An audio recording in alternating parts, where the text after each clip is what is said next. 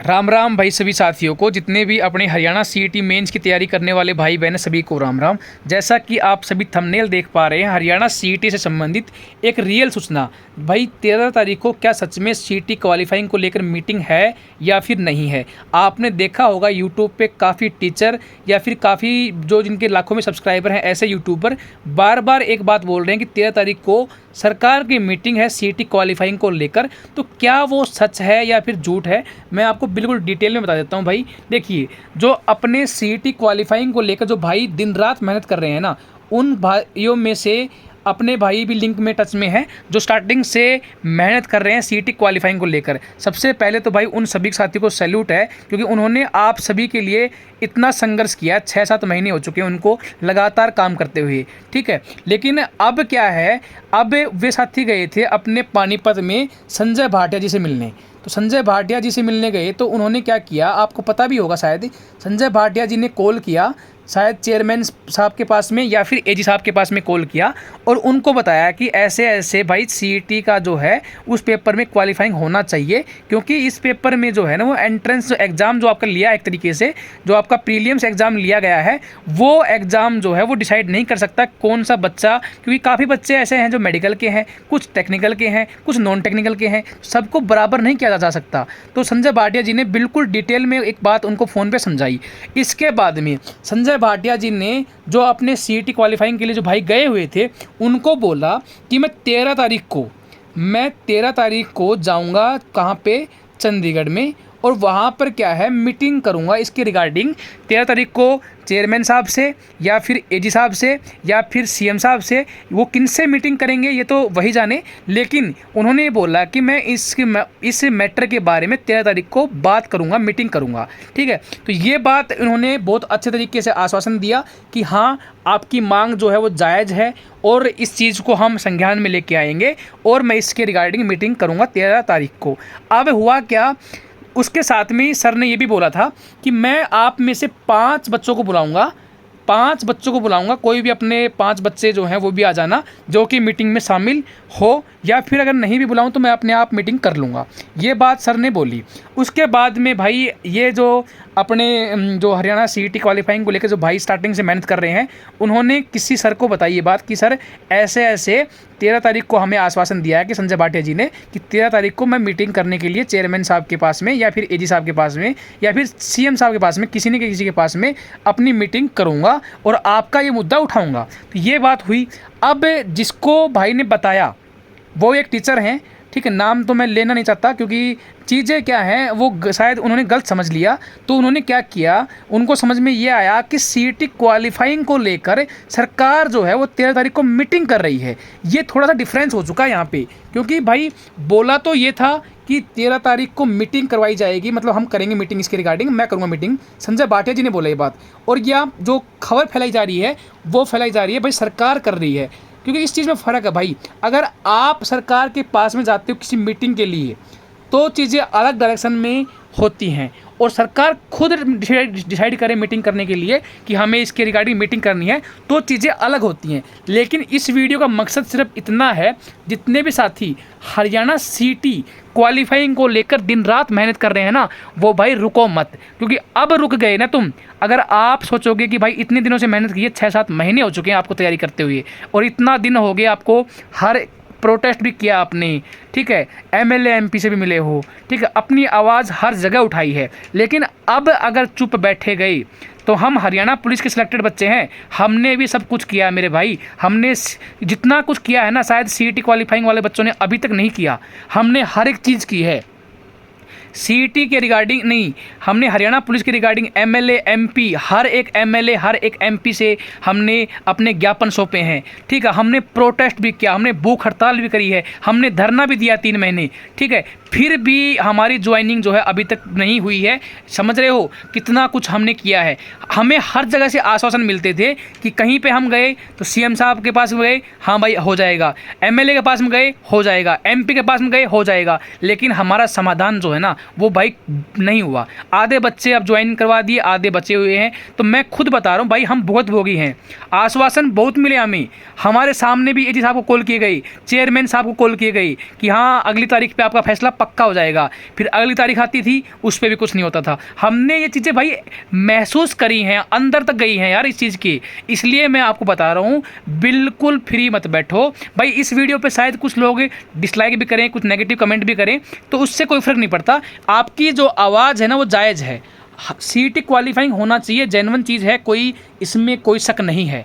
लेकिन अगर आज इस भरोसे बैठ जाओगे कि 13 को मीटिंग होगी, फिर उसके बाद में 14-15 तक हमें पता लग जाएगा, ये है वो है, तो आपकी जो आवाज़ है वो दबी रह जाएगी। और एक बात और बता देता हूँ मैं आपको, ख़ास बात ये है, ध्यान से देखिएगा, इस चीज़ को बहुत बारीकी से समझिएगा। कुछ यूट्यूबर है ना लेवल, मतलब 1-2 यूट्यूबर ऐसे हैं यार, मैं समझ नहीं पाता उनके व्यूज कैसे आ जाते हैं। हमेशा थंबनेल तो ऐसा लगा देंगे बिल्कुल साफ साफ झूठ, सीईटी हुआ क्वालिफाई, सीईटी हुआ क्वालिफाई, और लोग देखते हैं। बेवकूफ़ हैं हर बार।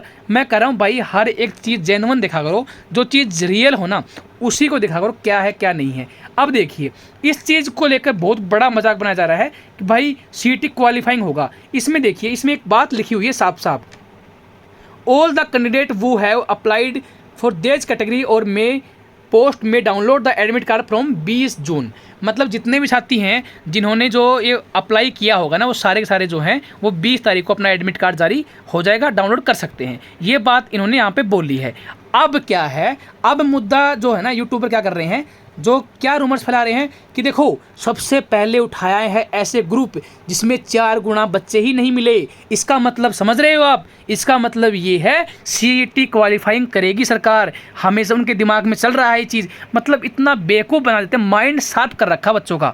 भाई रियलिटी है, अगर कुछ नहीं करोगे ना तो मैं गारंटी लेता हूँ थारा कुछ नहीं हो भाई। हरियाणा सीईटी क्वालिफाइंग तभी हो सकता है जब आप लोग रुकोगे नहीं, मेहनत करते रहोगे। आश्वासन से काम नहीं चलेगा। आश्वासन हमें भी बहुत मिले हैं, आज तक ज्वाइनिंग नहीं हुई, घर पे बैठे हुए हैं। समझ रहे हो, आश्वासन से कुछ नहीं होने वाला मेरे भाई। सीएम साहब से मिलने की कोशिश करो, एमएलए एमपी से मिलने की कोशिश करो, बार बार कोशिश करो, ठीक है, सब कुछ करो जो आपको सही लगे, लेकिन रुको मत, बैठो मत। क्योंकि ये एग्ज़ाम कंडक्ट करवा लिया गया है ना, ध्यान दीजिएगा, डार्क रूम अटेंडेंट का एग्ज़ाम अगर कंडक्ट हो गया ना तो तुम्हारा वहीं पे फुल स्टॉप लग जाएगा, क्वालिफाइंग का कोई चांस नहीं बचेगा। क्योंकि मैं ये बात इसलिए बोल रहा हूँ, डार्क रूम अटेंडेंट में सिंपल साइंस मांग रखी थी, बस सिंपल साइंस मांग रखी थी।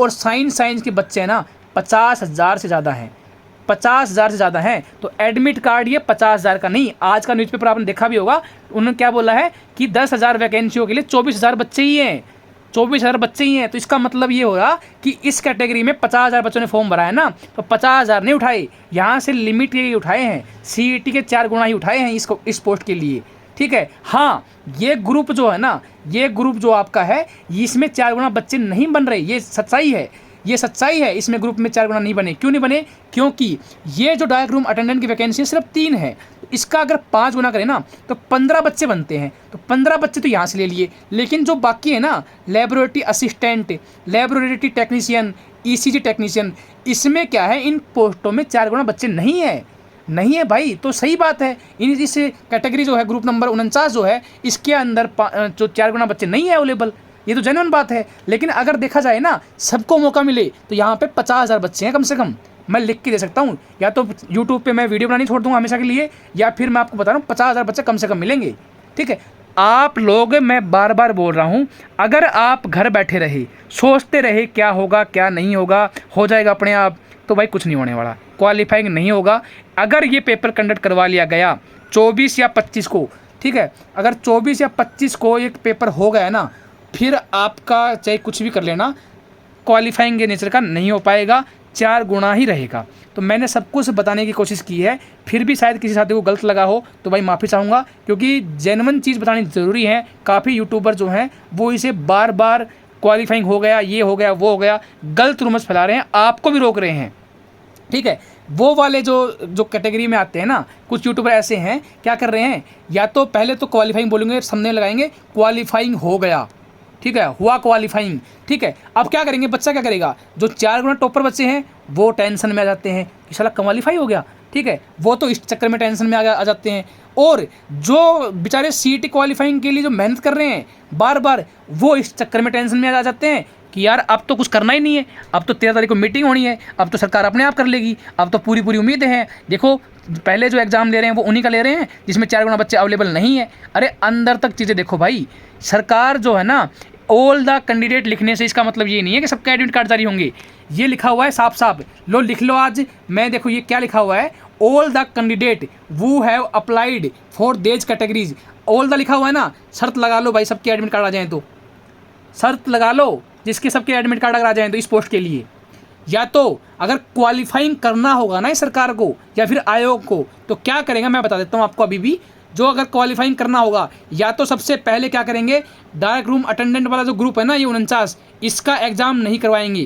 पहली कंडीशन, अगर इसका एग्ज़ाम हो गया तो 4 गुना ही बच्चे बुलाए जाएंगे, क्योंकि सीईटी का जो एडवर्टाइजमेंट है वो सेम टू सेम है, सभी ग्रुपों के लिए सेम है। ठीक है, अगर इसका कंडक्ट हो गया तो फिर बाकी भी होंगे।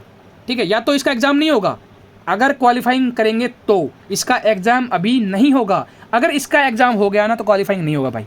साफ साफ बता देता हूँ ये बात। बाकी जितने भी समझदार हैं अपने आप में सब समझदार हैं, कोई किसी को कुछ समझ में आता है, किसी को कुछ समझ में आता है, लेकिन मैं बता देता हूँ जो भी यूट्यूबर ऐसी बातें फैला रहे हैं उनसे थोड़ा दूर रहो अभी के लिए। बाद में बेशक कुछ भी इन्जॉयमेंट के लिए आप देख सकते हो वीडियो, लेकिन मैं बता रहा हूँ भाई ये चीज़ें गलत हैं। ठीक है, अपने अगर जो प्रोटेस्ट के साथी कुछ भी प्लानिंग कर रहे हैं, मैं ये नहीं कह रहा प्रोटेस्ट करो आप, जो भी आपका प्लानिंग है एमपी से मिलने की, एमएलए से मिलने की, सीएम साहब से मिलने की, दुष्यंत चौटाला साहब से मिलने की, जिससे भी मिलने का विचार है कोशिश करो, तभी कुछ सोल्यूशन होगा। हाथ पे हाथ धरे बैठे रहोगे कुछ नहीं होगा भाई। ठीक है, हमेशा जो चीज़ जायज़ है उसकी मांग उठानी चाहिए। आप लोग इस चक्कर में बैठे हुए हो कि 13 तारीख को सरकार की मीटिंग है, कुछ फैसला आ जाएगा, और ये फैसले हमने बहुत देखे हैं भाई हरियाणा पुलिस के चक्कर में। हमने तो, मैं कह रहा हूँ भाई साहब, मैं मतलब मेरे पास वर्ड नहीं है बोलने के लिए, हम बहुत भोगी हैं। हमने जो सफ़र किया है ना शायद अभी तक किसी ने नहीं किया, इससे हरियाणा में तो इतना दुखी हुए हम। बाकी मैंने सब कुछ बता दिया भाई। वीडियो पसंद आई हो तो लाइक कर दीजिएगा, अपने दोस्तों के साथ में शेयर कर दीजिएगा, और चैनल पे नए हैं तो सब्सक्राइब भी कर लीजिएगा। Thank you so much.